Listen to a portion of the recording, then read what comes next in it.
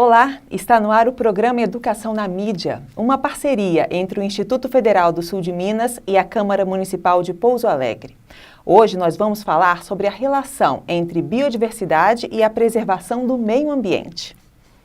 O entrevistado de hoje é Marcos Magalhães. Ele é biólogo com doutorado em entomologia, mestre em zoologia e professor na área de ciências biológicas no campus Inconfidentes do IF Sul de Minas.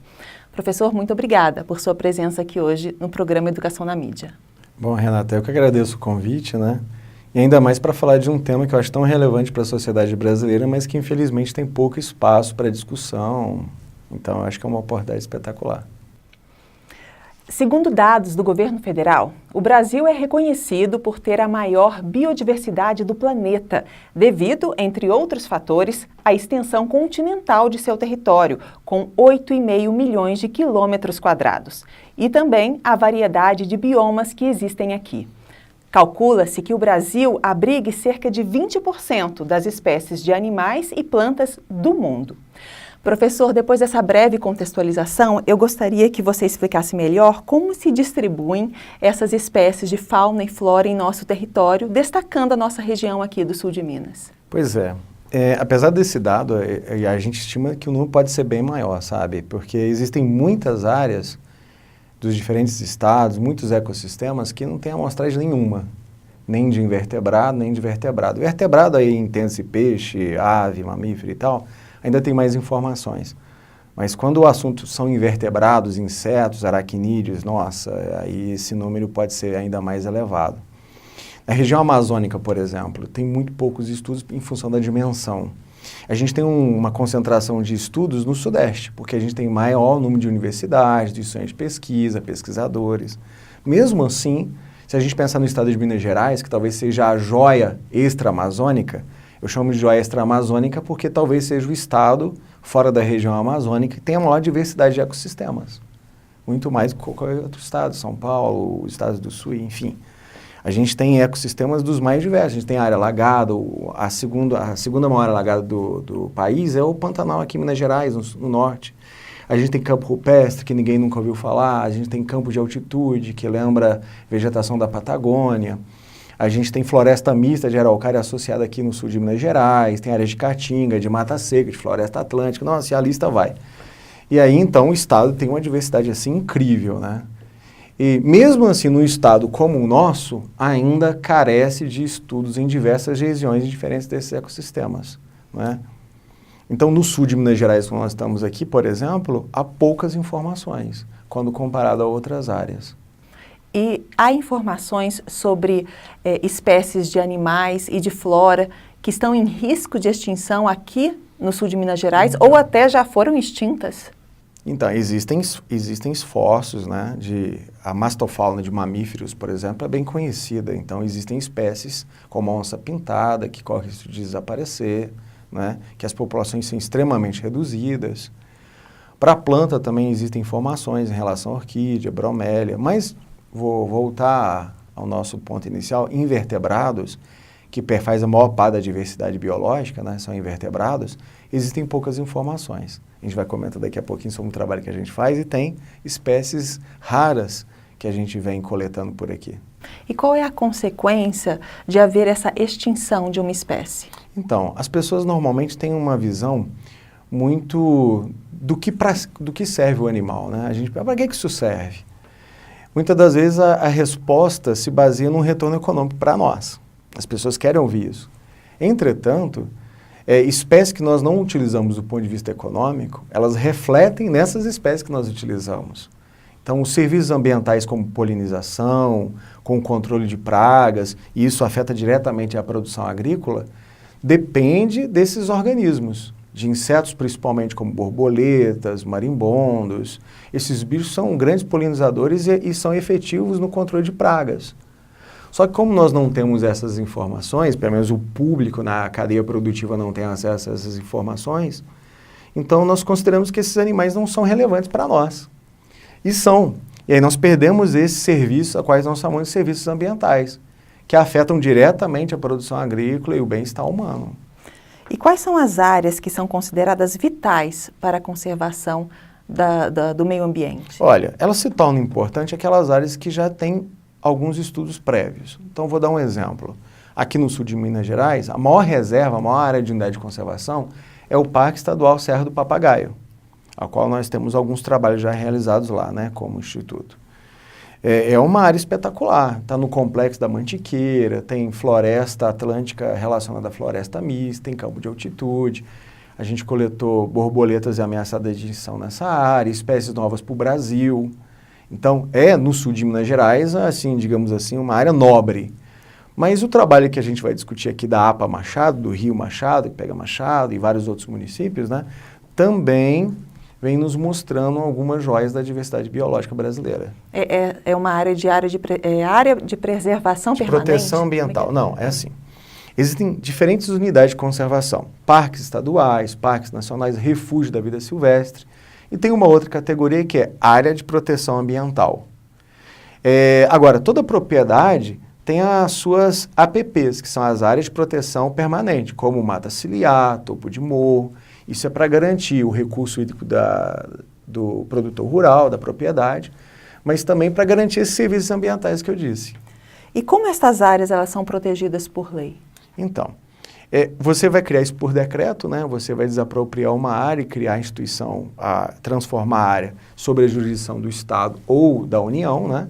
Então, o Parque Estadual do Papagaio, ele está sob a responsabilidade do governo estadual. Tá? O Parque Nacional da Sempre Vive, que é uma outra área que a gente trabalha no norte de Minas, aí já está sob a responsabilidade do governo federal.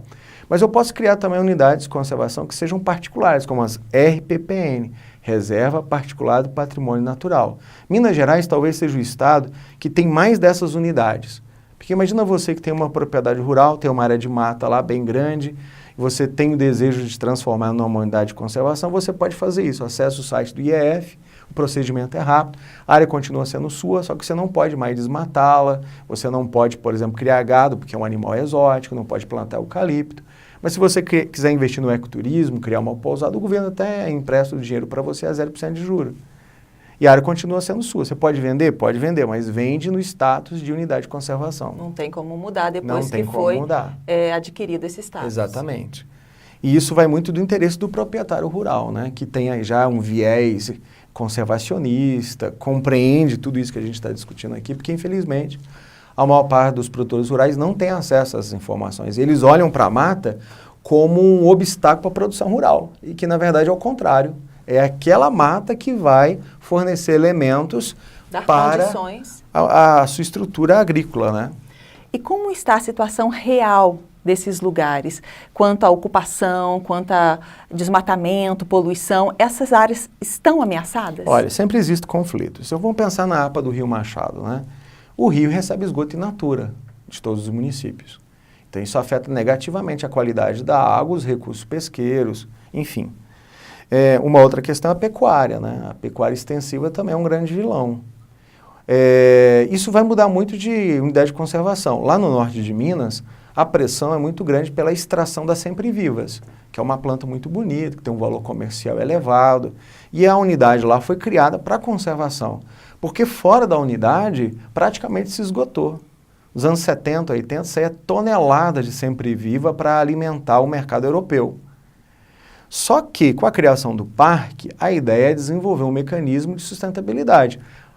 Quem usa de forma exploratória os recursos, vê então o parque como um obstáculo. Mas, na verdade, a ideia é que o parque se torne uma ferramenta de manutenção desse recurso para gerações futuras, porque senão vai acabar. E aí a gente distribui o quê? Miséria.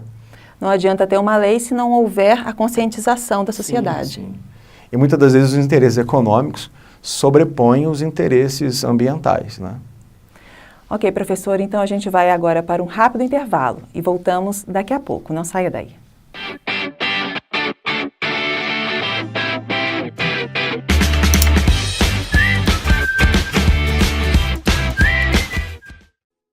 Homem que gosta de construir, mulher bonita me faz sorrir, cidade cresce, vai se expandindo, já é orgulho pro meu país. ele estuda e é feliz. Aqui o sonho é realidade. Quando cheguei aqui para viver, eu consegui tudo que sempre quis.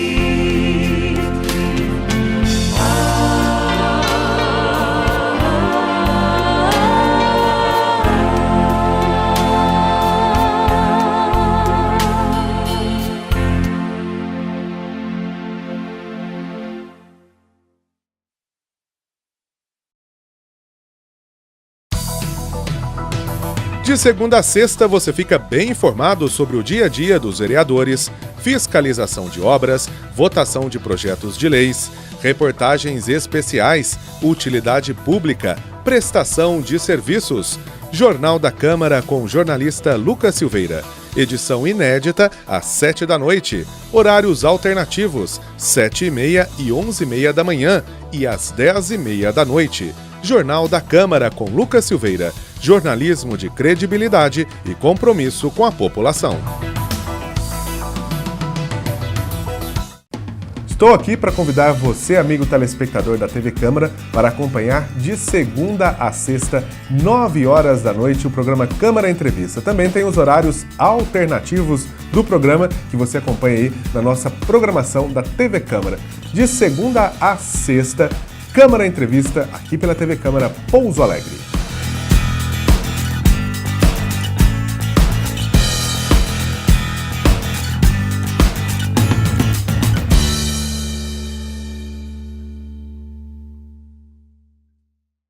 Só se entende o futuro conhecendo o passado. Fatos históricos, coleções. A vida e memória do povo de Pouso Alegre estão no Museu Histórico Municipal Tuani Toledo. Visite o espaço.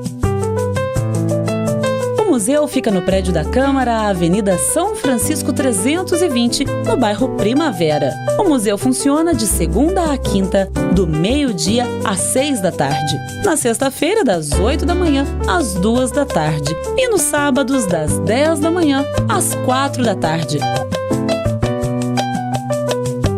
Você pode ainda agendar uma visita guiada para a sua escola ou grupo. Basta ligar no 3429-6511. Só se entende o futuro conhecendo o passado. Visite o museu.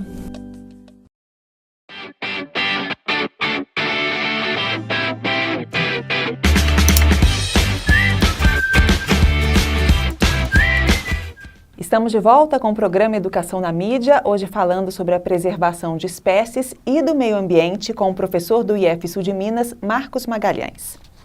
No bloco passado, falávamos da degradação do meio ambiente. Professor, eu gostaria que apontasse os principais processos para a perda da biodiversidade nos dias de hoje. Então, existem duas causas principais, sabe, Renata? A primeira é a destruição dos ambientes naturais. E o avanço da agricultura, da pecuária é o grande vilão, sem dúvida. Porque a gente precisa alimentar uma população crescente, né? E a gente usa muito mal o solo, na minha opinião, então a gente acaba tendo um impacto negativo sobre os ambientes naturais. E o outro é a introdução de espécies exóticas. Quando eu trago uma espécie que não é daqui para cá, ela tem um reflexo negativo, porque ela pode trazer novos parasitos, ela pode ser uma competidora melhor. Então isso também acarreta prejuízo na diversidade brasileira.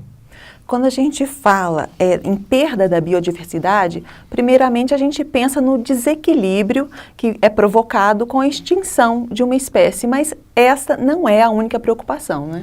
Não, porque você acaba perdendo a oportunidade de você usar essa diversidade biológica a nosso favor. Por exemplo, novas vacinas, medicamentos,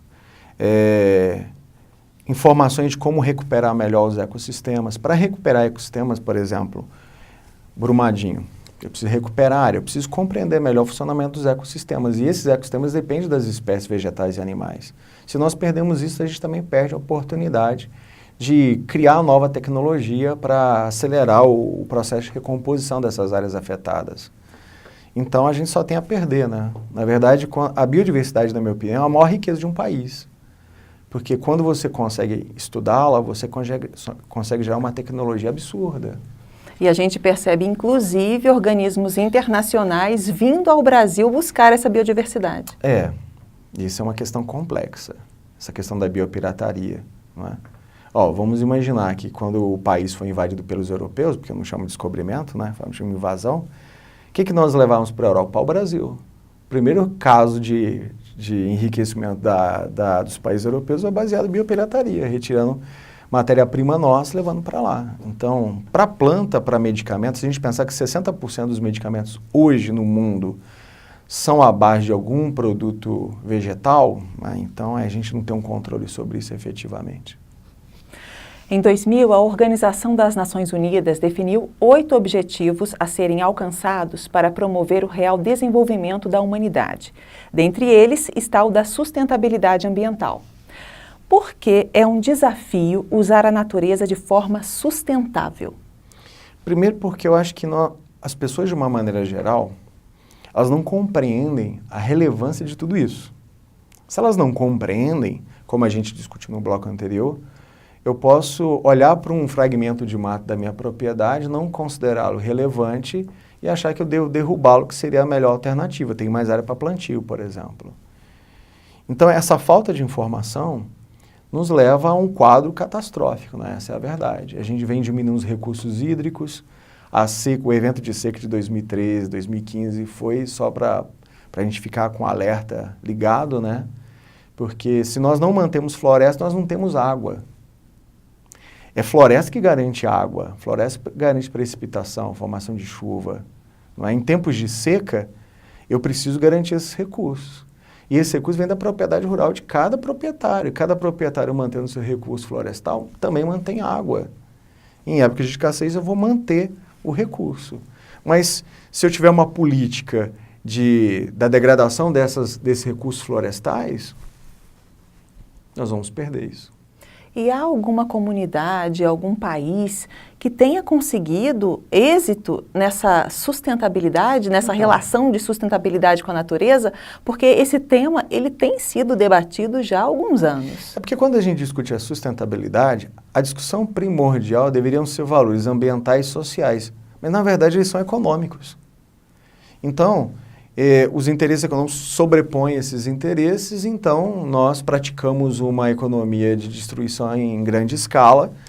E aí depois que nós vamos ligar a antena, nossa, não é assim. Na China, por exemplo, a China criou um mecanismo, chama de Bolsa Verde, né? Aqui a gente começou a implantar isso no Brasil agora também. A Bolsa Verde era para pagar ao produtor rural que mantenha a área florestada além dessas APPs. Porque o governo chinês fez um cálculo simples. O quanto que eu gasto para recuperar rio, para garantir água? X. Quanto que eu gasto para manter floresta para garantir isso? Muito menos. Então, eu vou pagar os caras. O que eu vou gastar como governo federal muito menor e vou garantir toda a cadeia produtiva sendo abastecida por água. É isso que eles fizeram. Quando nós colocamos valor na diversidade biológica, fica claro para nós quanto que ela é estratégica. Mas enquanto nós não fizermos isso... Você citou a China, né, com esse exemplo, que é muito interessante, acaba que transforma um produtor rural num produtor de água. Exatamente. Porém, a China também é um exemplo do que não deve ser feito por conta da extrema poluição em algumas cidades, enfim. Então, você não diria que hoje existe uma comunidade ou um país que tem uma relação melhor Talvez os países europeus, porque eles destruíram quase todas as suas florestas, aí precisaram ter uma política diferenciada, né?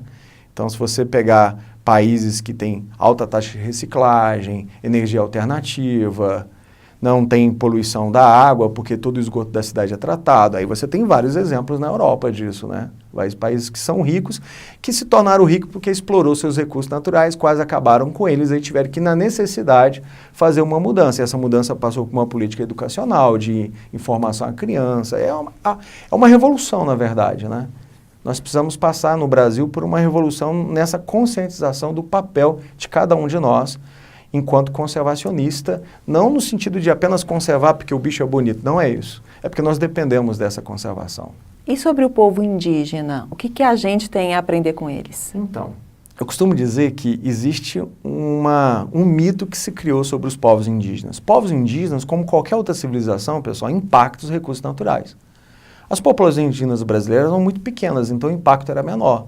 Mas, por exemplo, os astecas entraram em colapso porque exploraram muito mal os seus recursos naturais do seu solo, a produção de milho não mantinha a população crescente do Império Azteca, entrou em crise. Então, as populações indígenas, elas impactam seus recursos naturais. Entretanto, elas têm uma maneira diferente de gerenciar os seus recursos. Aí talvez a gente precise observar melhor. Eles têm um contato melhor com a terra, então eles conhecem planta, conhecem bicho.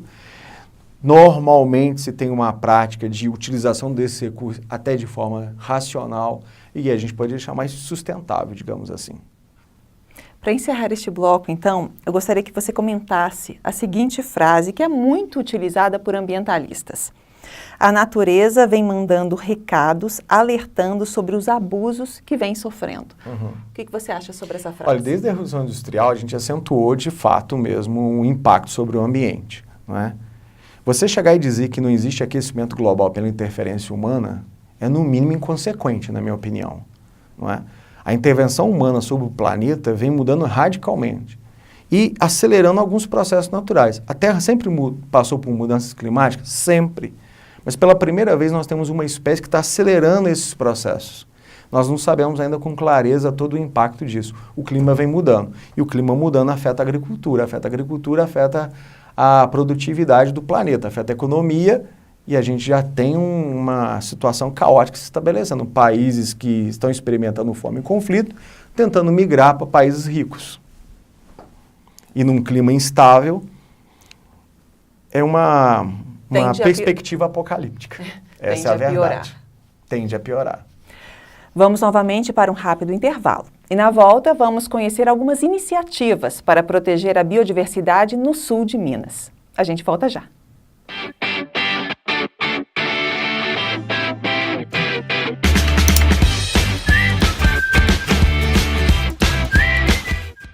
A Câmara de Pouso Alegre facilita a sua vida. O CAC tem novos serviços. Conheça e aproveite. Cartão Nacional e Municipal do SUS. Nota Fiscal Eletrônica para Produtor Rural. Cartão do Produtor Rural. Impressão de Declaração Eletrônica de Acidente de Trânsito, Boletim de Acidente de Trânsito, danos pessoais causados por veículos automotores de via terrestre e consulta de multas veiculares. O CAC oferece ainda a emissão do CPF, além dos serviços já tradicionais, balcão de empregos, agendamento para carteira de trabalho, agendamento para carteira de identidade e confecção de currículo. O CAC funciona na Câmara Municipal de Pouso Alegre de segunda a quinta-feira, do meio-dia às 6 da tarde e na sexta-feira, das 8 da manhã às 2 da tarde. Mais informações, ligue no 3429-6512. Câmara Municipal de Pouso Alegre. Novos serviços para melhorar a sua vida. Você sabia que o trabalho dos vereadores tem impacto direto na sua vida? Por isso, é tão importante que você acompanhe as ações, decisões e os projetos que os vereadores votam aqui na Câmara Municipal de Pouso Alegre. Para te ajudar, existe o Transparência Já, uma prestação de contas mensal do trabalho dos parlamentares de Pouso Alegre. Cidadão, é seu direito saber e é nosso dever informar. Acompanhe o Transparência Já e fique por dentro.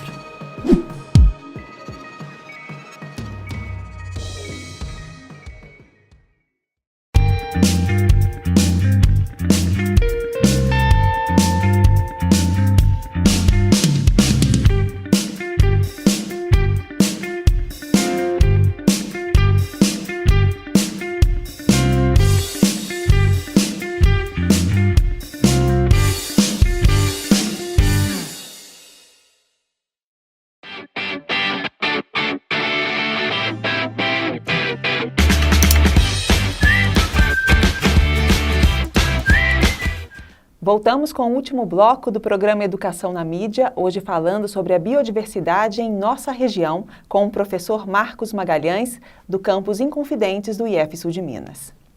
Professor, desde o ano passado, você desenvolve aqui no IF Sul de Minas um mapeamento de insetos nativos na área de preservação ambiental do Rio Machado, que cruza várias cidades aqui no sul de Minas. Fazer este mapeamento é uma forma de ajudar na preservação das espécies? Ah, sim, sem dúvida, né? O primeiro passo para você conservar um patrimônio biológico é compreender a sua distribuição, as espécies que estão presentes, a distribuição das suas populações. Então, a primeira coisa que você faz são os inventários de fauna e flora. Eu não trabalho com flora, né? Eu trabalho com fauna, basicamente de vertebrados, né? Esse da APA Machado, na área de proteção ambiental do Rio Machado. Mas a gente tem um histórico de trabalhos, né? Nós já fizemos trabalhos em outras unidades de conservação, no Parque Estadual do Papagaio, como eu disse para você, né? A gente também tem um outro grande projeto lá no norte de Minas, no Parque Nacional das Sempre Vivas. Mas nós temos anos, né? Mais de 15 anos de trabalho de campo, né? Eu cheguei no IF em 2013 e aí eu trouxe toda essa bagagem junto, né? E aí a gente começou a fazer do IF uma instituição, o IF Sul de Minas, uma instituição importante no estado de Minas Gerais, para ajudar a mapear essa diversidade, que normalmente nós damos ênfase a vertebrados, mas aí os invertebrados ficam de lado, mas o que eu faço é trabalhar com invertebrado. Então, marimbondos, libélulas, borboletas, alguns grupos de aracnídeos, bichos que ninguém conhece como diabo do córrego, né? E por aí vai. Então, esse trabalho é vital, né? Porque é aí que a gente vai identificar quais são aquelas áreas dentro da área de proteção ambiental que precisam de um cuidado maior, quais são as áreas mais vulneráveis. Por exemplo, a gente tem uma espécie nova para o Brasil descrita lá no Parque Estadual do Papagaio. Então, é uma área importante. Tem espécies novas para a ciência descritas lá de libélulas. Então, isso reforça ainda mais a necessidade da manutenção dessas unidades de conservação em tempos que parece que nós estamos caminhando o contrário, né, reduzindo essas unidades ou diminuindo o incentivo de criação de unidade de conservação. A gente precisa valorizar aquelas que já existem, para garantir pelo menos que essas se mantenham. E o que tem chamado a atenção nesse mapeamento que vocês estão fazendo? Olha, eu costumo dizer que eu sou um naturalista do século XIX no século XXI, né? A gente tem alunos que participam conosco do curso de Ciências Biológicas, mas também tem agrônomos, né, que tem um viés biológico também, professores da agronomia também participam conosco. Recentemente, aqui na APA do Rio Machado, a gente descobriu uma espécie de marimbondo que até então ela só tinha sido descrita em 1935 por um naturalista europeu lá no Parque Nacional do Itatiaia, na divisa de Minas com o Rio, próximo ao Papagaio, né, que é o Complexo da Mantiqueira. E nós encontramos esse bicho aqui. É raro encontrar os bichos que esse cara, o Zican, descreveu em 1935. A gente também tinha descrito um bicho desse lá no Parque Nacional do Papagaio. E as libélulas também sempre nos trazem bons presentes, né? A gente tem 3 espécies descritas novas para a ciência, né? Não é bicho novo para o Brasil, não, é para a ciência, no Parque Estadual do Papagaio. E tem um material que a gente coletou aqui, que a gente enviou para um parceiro nosso, que é a Universidade Federal do Paraná, que a gente tem um dos maiores especialistas de libélulas, que é o professor Ângelo, e está identificando esse material para nós. Então, é possível que a gente também tenha material raro ou até novo para a ciência aqui na APA. A mesma coisa acontece lá no trabalho do PAR, né, do Parque Nacional da Sempre Viva. Então, pode ter muita coisa legal ainda. A gente está no grosso ainda, né?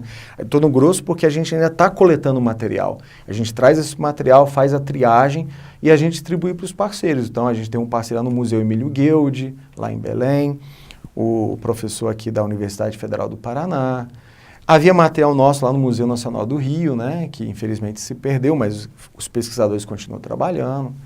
A gente tem o pessoal da Unicamp, que recebe as borboletas, que também recentemente tem espécies ameaçadas de extinção descritas lá para o Parque Nacional Sempre Viva.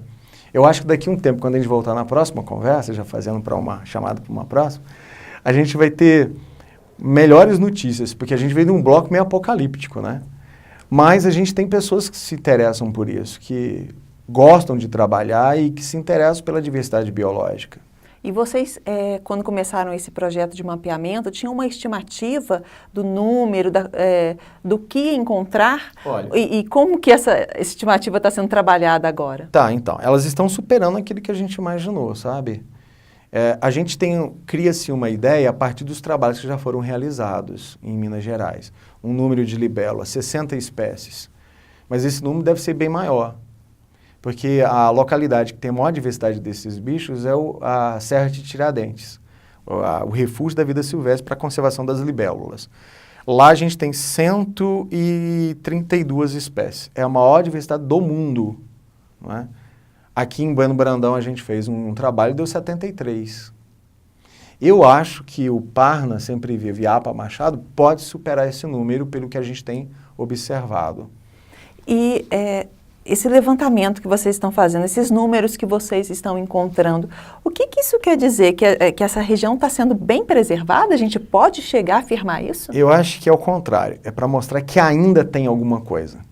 Se não for feita alguma coisa, a gente vai perder esse material também. Porque essas áreas, se a gente pensar no Rio Machado, o município que tem maior número de florestas ainda no estado relativamente conservado é Poço Fundo, que normalmente é lá que a gente tem encontrado esse material que eu acabei de dizer para você. Mas eu acho que os dados são para mostrar que nós já perdemos muita coisa. E que agora é necessário mesmo efetivar essas unidades de conservação, mostrar para as pessoas que ainda não enxergam a função dessas áreas, tá? Atenuar os conflitos e, se possível, expandi-las. Porque como eu conversei com você no primeiro bloco, nós somos beneficiados por essa riqueza. Você comentou que há muitas pesquisas, levantamentos utilizando os animais vertebrados, que são os pássaros, os macacos, tatus, e poucas pesquisas com os animais invertebrados. O que os insetos têm a dizer sobre a preservação do meio ambiente? Então, olha para você ver. 80% da fauna do planeta são insetos. 80%. Então, os organismos mais comuns em qualquer ecossistema do planeta, seja floresta tropical, caatinga, área de cerrado, são insetos.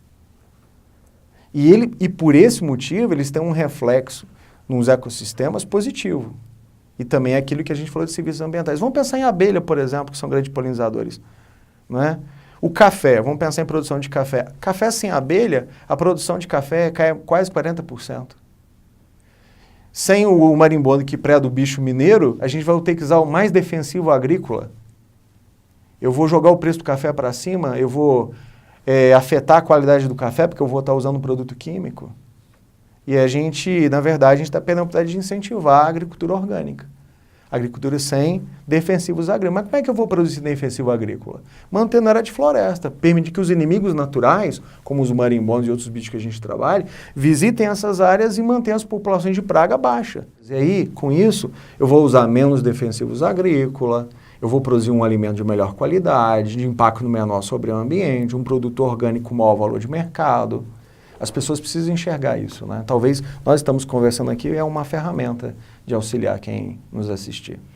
Professor, você comentou que participam do projeto tanto alunos da área de ciências biológicas quanto de agronomia. Qual que é a importância para eles de participarem de projetos como este, tanto no nível acadêmico quanto também humanístico? Bom, primeiro a gente precisa formar novos pesquisadores, né? Somos poucos que trabalham com invertebrados no Brasil. Se a gente pensar em taxonomistas, são menos ainda, são aquele pessoal que identifica as espécies. Então, quando eles participam conosco, né, eles não só aprendem a prática de campo, mas a redação científica, a elaboração de artigo. É um amadurecimento para aqueles que pretendem seguir a carreira acadêmica de mestrado e doutorado e compor a futura geração de pesquisadores, né? Eu ficaria muito feliz quando chegar lá, velhinho, olhar para trás, pô, aquele cara lá que é especialista em marimbondo trabalhou comigo, aquele cara que descreve libélula também. A gente espera que o pessoal siga isso, né? E a gente precisa dessa formação de mão de obra, né? Então, acho que isso aí é uma experiência única para quem participa. E eles também seriam propagadores também dessa boa relação do homem com a natureza. Sim, sim, sim. A gente passa, quando a gente vai para o campo, muda muito a percepção do meio, sabe? A gente passa a compreender o quanto nós, humanos, dependemos dessa diversidade toda, como que a gente está inserido nela, né? Porque às vezes a gente tem aquela posição de superioridade sobre a natureza. Eu não vejo assim.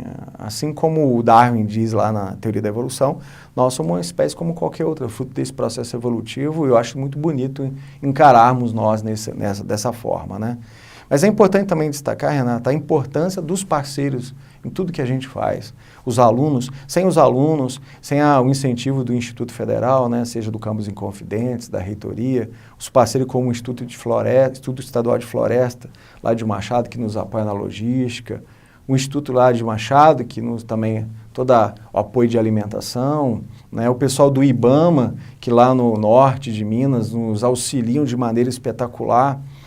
Esses pesquisadores todos que eu citei, eu acho que é tudo isso que compõe toda essa estrutura. Não é o Marcos, é a estrutura que foi montada. Só o Marcos não teria nada disso, né? Então é com tudo isso que a gente espera que a gente possa conhecer essa diversidade aqui do sul de Minas e que a gente possa, então, usar como uma ferramenta para manter esses recursos naturais para gerações futuras. Acho que essa é a grande sacada de tudo isso. Professor, então, eu gostaria de agradecer a sua participação aqui no programa Educação na Mídia. Eu que agradeço mais uma vez. E o pessoal que quiser conhecer um pouco mais do trabalho do Núcleo da Zoologia, a gente tem um site, né?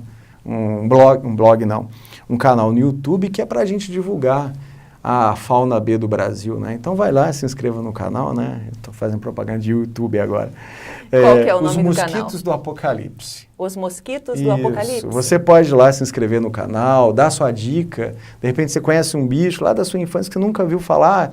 De repente a gente consegue montar uma matéria sobre isso. E é uma iniciativa que nasceu dos alunos lá do Laboratório de Zoologia do Campus Inconfidentes, do curso. Fica a dica aí, então, para o pessoal de casa.